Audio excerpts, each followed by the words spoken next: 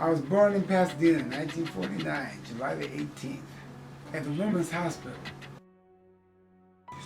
It was very interesting. When I was growing up in Pasadena, my sister, my brother, and I went to Pasadena Christian School. And Pasadena Christian School was an all-white school. We were the first to integrate the school. At that time, it was on the corner of Lincoln Avenue and Montana. And so we were there. And I remember a lot of underhanded racism that I didn't really understand at the time, that I learned later was blatant racism toward me and my brother. My sister escaped a little bit. She was very, very smart and very strong. My brother and I were more typical, and plus we were black males, so they did a trick on us. You know, that study about inventors, scientists, and they have a list of white scientists, and they say, oh, there was a black scientist. It was George Washington Carver. Why, he invented peanut butter and sweet potato pie. You know, and as a child, you know, it makes you feel that, you know, you're beneath everybody else, because your biggest scientist and your only scientist invented sweet potato pie and peanut butter, which he didn't invent any of those things. But that's the sort of thing that growing up came with in my lifetime. But we had some good celebrations too. We went to the boys club every day, me and my brother. It was fun. We had really a great childhood outside of school. A great childhood in Pasadena. We had a community of young black kids that we played together in harmony. And we played together, we worked together, we did a lot of great stuff. So Pasadena was great back in the 50s and 60s when I was growing up. I went to Pasadena Christian School from the first grade to the sixth grade. And then I went to Washington Junior High. And then I went to Muir High School. And after Muir, I went to PCC for a while. And then I went to schools out of the state. Yes, I ran track at John Muir High School. It was great. I only ran for 1 year. I remember running in my first year there. And it was fun, but my grades were bad, so my folks took me out of track. But wow, when I was there, we had what is considered, I think Track and Field News said that the John Muir High School track team of 1966 was the best track team in U.S. history. We had Harold Busby, who was running like a 9,400 meters, but we had at least 9 guys ran under 10 flat, 100 yards.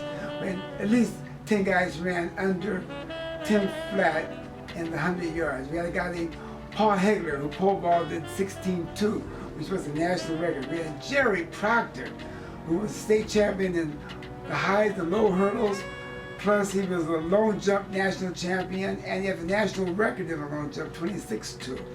We had David Buchanan. We had, oh man, so many great people. Dolores Sewells. We had Carlos Lynch. We had so many great people who were like really, Russell Cole. These guys were just great athletes back in 1965, 66, and 67.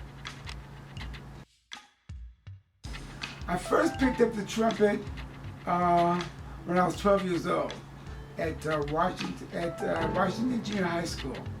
I remember hearing, I think it was Louis Armstrong on the radio, and I said, Mom, I'd like to have a trumpet. She says, okay. So I heard it. My dad, it was the greatest thing that ever happened to me, and I automatically became a very good trumpet player. My first love was running. When I was at Pasadena Christian School, I was the fastest guy at school. Of course, you know, I was the only black kid in school practically. Me and my brother were very fast runners, and so I really enjoyed running. But when I got out of there and went to Washington, I found that there were so many other fast guys. So I really loved to compete, and I really started really getting into it. That was my first love. And at the boys' club, we had a lot of sports, and running was one of them. But I loved playing basketball and football and baseball at the boys' club. And we had even track meets. But when I picked up the trumpet, that became the inspiration for everything that I did. I really enjoyed the trumpet, and it became the core of my whole being, the trumpet. Everything revolved around the trumpet.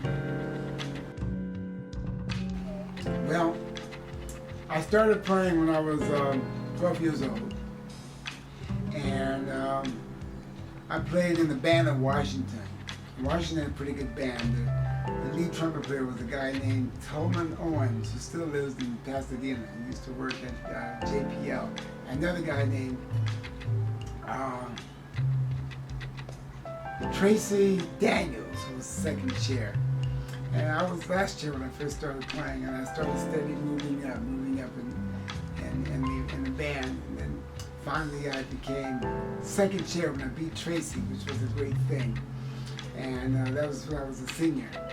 And after that I went to John Muir High School, and I became the first trumpet player there. And I was the first trumpet in the all-city honor orchestra. And then I became a soloist in the all Southern California Honor Orchestra, which was a great thing. And I knew then that I was going to be a trumpet player. The only bad thing was that I didn't know anything about jazz at the time, and I only knew classical music. That's all I was playing. And I would go out to see the LA Phil. I would see a lot of those great orchestras, and I wouldn't see any black people. And it finally dawned on me that no matter how great I got, no matter how good I got, I wasn't going to be able to sustain myself in a career because I didn't see any other black people doing that. So I didn't know what I was going to do, but I had a propensity for playing the trumpet. I loved it, and it just came natural to me.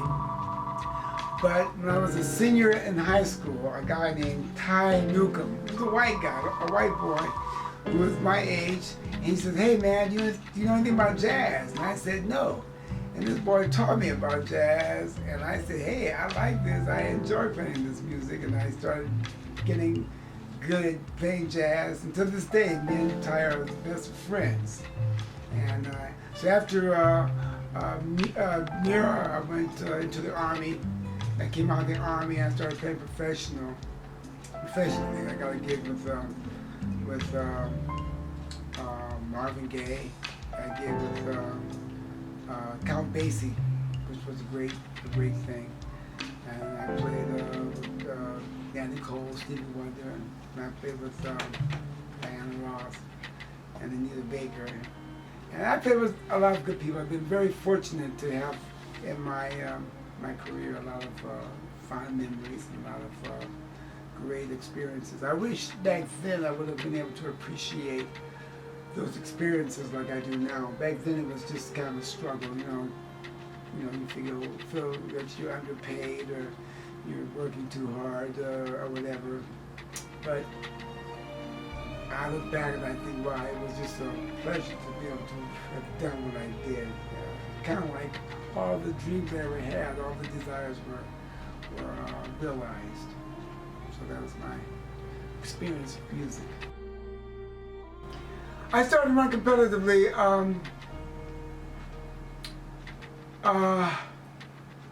when I was 27. I've been doing a lot of music, and I wanted to have a diversity, so I decided to go back to PCC and run on the track team. So I went back to PCC and I started running on the track team, and I was doing really good. Everything was great, and then the local paper, Star News, decided to do an article on me. And they did an article, it was a favorable article about how I was playing music, but the article was about how I was like running track for PCC and how well I was doing. And one of the deans read the article and decided to check up on me, and he checked out the fact that I had already gone to college and I had already had my degree, and I was supposed to be running track or to be going to PCC. See, maybe you should be putting this stuff in there. Anyway, he busted me and said I could not no longer go to school or compete in track. So I found out at that time from a guy named Walt Butler, who was one of the track coaches at PCC, that there was a program called the Masters Program. And it was for guys over 30 who can run not only nationally but internationally. So I couldn't wait till I turned 30. When I turned 30, I got with the Masters Program, and sure enough, man, I started running all these national races and then international, and I was bitten with the bug. I really enjoyed it. And I couldn't wait to turn 40, because when you're between 30 and 40, you're called a sub-master. You know, you don't really get the accolades of master. But when I turned 40, I started really getting really interested in it and really working out hard. And that's when I started selling like world records and national records. And so between 40 and 50, I sold a lot of world masters, national records. But after 50 is when I really started to shine. That's when I really became kind of really popular in the masters realm for running track. Okay. First of all, to eat right. That's number one. Everything comes from what you eat. Good health and particularly bad health. And we as a community, we as a nation are not into eating good things. As a matter of fact, we are a dead nation. Everything that we eat is dead. The soil is dead. It used to be a time where they used to grow food in dirt, but now they don't. They grow it in fertilizer, which is dead. And the foods that we eat are basically dead. They have no nutritional value. And even the stuff that we drink, all of the milk is pasteurized, which means that it's dead. Pasteurized means that they boil it to the degree where it kills all of the good stuff that's in it. All the cheese that we eat, the butter is all pasteurized. All the juice that we drink is pasteurized. It's all dead. So we eat a lot of dead stuff, and then we develop diseases. And then they say, well, in order for you to conquer these diseases, we're going to give you vaccinations, and that's dead. They take a disease and they kill it, and so they insert into you dead viruses that your body is supposed to have an immunity to, build up an immunity to. But it's all dead. And then when you get a cancer, they say, well, you got cancer, we got to treat you, so we're going to put radiation in you. What's that going to do? It's going to kill. It's going to kill you. And then hopefully we can bring you back to life. We're going to kill everything. Good cells, bad cells, we're just going to kill up to the point where you're almost dead, and then we're going to try to bring you back to life. See, that's all dead. That can be all avoided if we just start eating right, eating things that aren't dead. Eat good foods. You know, milk should not be pasteurized. Don't eat pasteurized milk. Living in California, we're very lucky. We're one of the few states that allows you to have raw milk, raw cheese, raw butter. That stuff is much better for you. It is easier to digest. If you think you're lactose intolerant, a lot of black people are.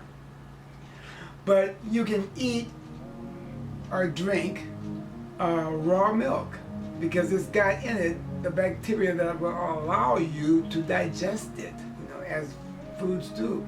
We are away from the earth. You know, you get a tomato, it might have little tracks on it where maybe a worm had crawled on it and started eating it. See, all that's good because it's all part of nature. You eat things that are all part of nature. We're all the same. So my advice to health is to start eating right.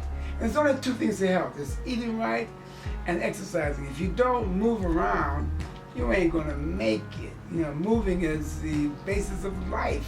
Once something stops, in fact, movement is almost a definition of life. You know, hey man, Jet just got hit by a truck. Is he dead? He ain't moving. Well, chances are he might be dead. Or is he dead? Well, is he moving his leg? Well, then okay, then he's not dead. But you gotta move. You gotta always move to be healthy. So if you eat right and if you exercise and keep active, you can live a long time. Like my grandfather was born when Abraham Lincoln was president. And I'm not talking about my great-grandfather, my great-great-grandfather. I'm talking about my grandfather. And I remember him when I was a child. He was a healthy man. He was 103 then. He had no glasses, didn't wear a cane, no hearing aid, and he had a job. And he walked to work every day in Texas. So I'm going to be like him. You know, I'm very fortunate in that I've reached primarily all of my goals, but of course you can't go through life without goals. One thing that's good about the master's program in running is that it changes every 5 years.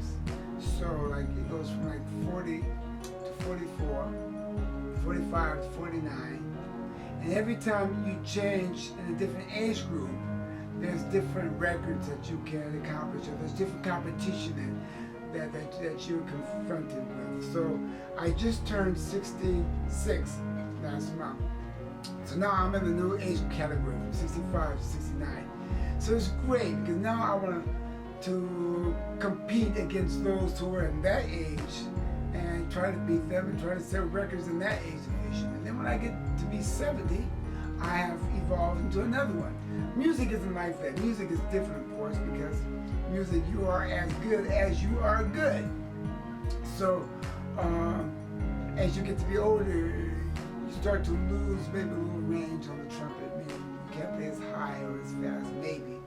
So my goals with music and playing the trumpet is I want to be now more happy. You know, I want to be able to appreciate what I do, to be able to appreciate the people that I play with. So now I don't play a gig unless I can have a lot of fun. It's not about the money anymore. I made all the money I'm going to make. You know, I'm not going to be filthy rich. I'm not going to be poor. When I was young, you keep thinking, well, maybe I can be good and I'll be rich. As you get to be older, you realize that that's pretty much it. What you are now is what you want to be. So the goals change. Now I just want to have fun. You know, I want to play fun gigs, be with people that I really enjoy. When I was younger, I would play with anybody if they had enough money to pay me. But now I don't care about the payment. I want to have fun, play some good music, play with people that I really enjoy, play places that I really enjoy. I used to play casuals, so like weddings and stuff. You have to go in through the back and keep it down, don't play so loud. I don't do that anymore. I want to play fun, happy stuff. So whenever you see me playing, you see me with a smile on my face. Hear some good music. Everybody's going to be laughing and having a good time. We may not be making a lot of money, but we're going to sure be enjoying the heck out of what we're doing. That's my goal.